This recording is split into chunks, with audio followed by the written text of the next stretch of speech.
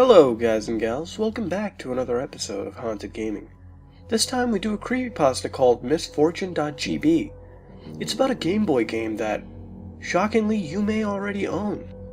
The player tells us that this game revolves around a little boy who meets a malevolent entity in a strange gothic building. The name is never given, but it's assumed that the name is the Devil. Upon meeting this entity, a dialogue box appears stating, "I exist within the very fabric of reality. Do you want to challenge me?" A yes or no option is given, and should the player accept, a dialogue box appears stating, "Then, let's begin." The player is sent to a series of mazes, each containing a various amount of puzzles and traps. The player must survive the rooms and reach the stairs leading to the next room. Sometimes the game may give a riddle such as which door is the right one. For example, one riddle is when the player must choose the right cabin out of 4 possible cabins, the wrong one leading to misfortune on the player's loved ones. If the player chooses the wrong cabin, the screen will cut to black, and then a demon will appear with a dialogue box beneath it stating, "I am God here," inspiring from the popular creepypasta Sonic.exe. People who played the game suddenly began suffering from depression, and several people even committed suicide after losing this game. Most became very on edge, and some became physically sick.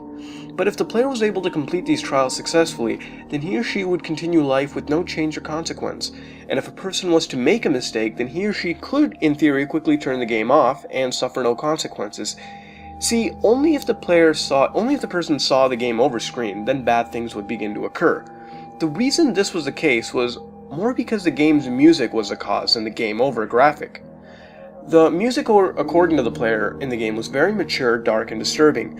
Despite being limited to the Game Boy's limited 8-bit sound bank, the music on the Game Over, or I Am God Here screen, had the most disturbing music in the game, and it was widely believed to affect players with these ailments and misfortunes. The music consisted of deep, buzzy tones and off-key melodies, and according to the player, the general sound was damaging to brainwave patterns. Moving on to the game itself, it was quite rare according to the player. Many people who hear about this game have never actually played it, and when looking at copies of the game, or even searching the internet for any information on this game, it gives little to no results. And the only things that exist is some recordings of the game's music and some screenshots. Even a ROM image of the game hasn't been found, and according to the player, if you're a hardcore Game Boy cartridge or even ROM collector, you, in theory, may already have this game. See, according to the player, the game was never released on its own cartridge, and on closer inspection, some sprites and textures belong to other similar-looking games. Few gamers who experimented on Game Boy ROMs encountered some weird phenomena. For example, some gamers discovered glitches on games like Pokemon and Zelda, which would transfer them to this Misfortune game. And that's really it, that's all the info on this game, but according to the player, you may be able to play the game if you dig around deep enough. You may be able to find it located in some games already available, such as Legend of Zelda Link's Awakening, Pokemon Red, Spud's Adventure, Pucci Karat, Atelier Marie. In the end, the player leaves us with a question though. Why was Misfortune hidden? And hidden among many different games. Some rumors state it was planted into games to curse and harm those who lost at it, and Nintendo may have hid it on some of their titles. But the player states that this would be unlikely since Nintendo is strict on what goes out to store shelves, and they'd never incorporate this game into their well-known franchises. But ultimately, it was never clear how to access the game, or even why it's there in the first place. But it's still one of the most scariest games played, according to the few who unfortunately discovered this hidden horror.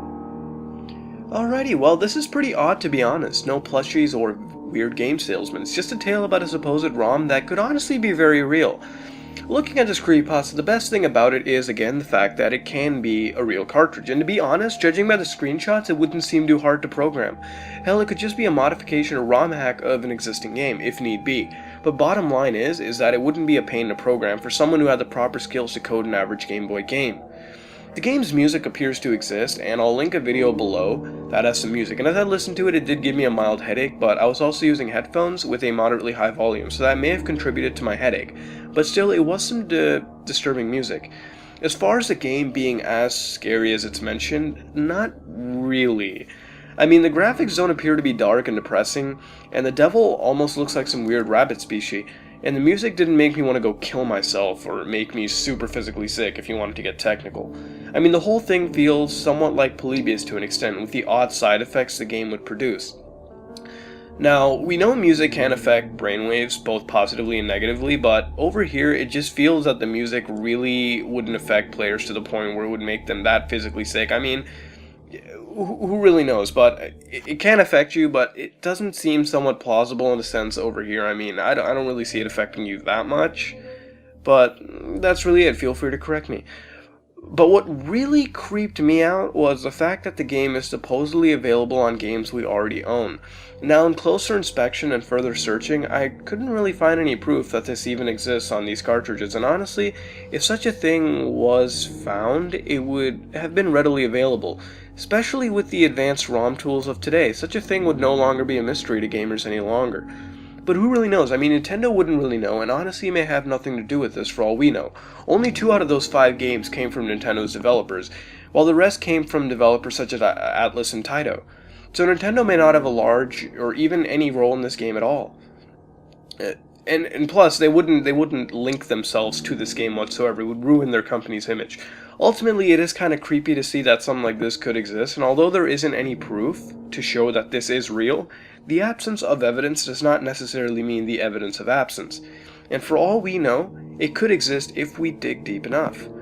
I really didn't find anything wrong about this creepypasta. I thought it was quite interesting and definitely sparked my interest to go fire up some Link's Awakening to see if I may have the misfortune of playing this game. All in all, I think it's a pretty unique creepypasta, and I recommend you all to go check it out. Links in the description below. This has been another episode of Haunted Gaming, and if you like what you saw, then like, comment, subscribe. If you all have a creepypasta, feel free to post it on the Some Ordinary Gamers wiki below. Links down there in the description. This is me, Mudahar, and I'm out.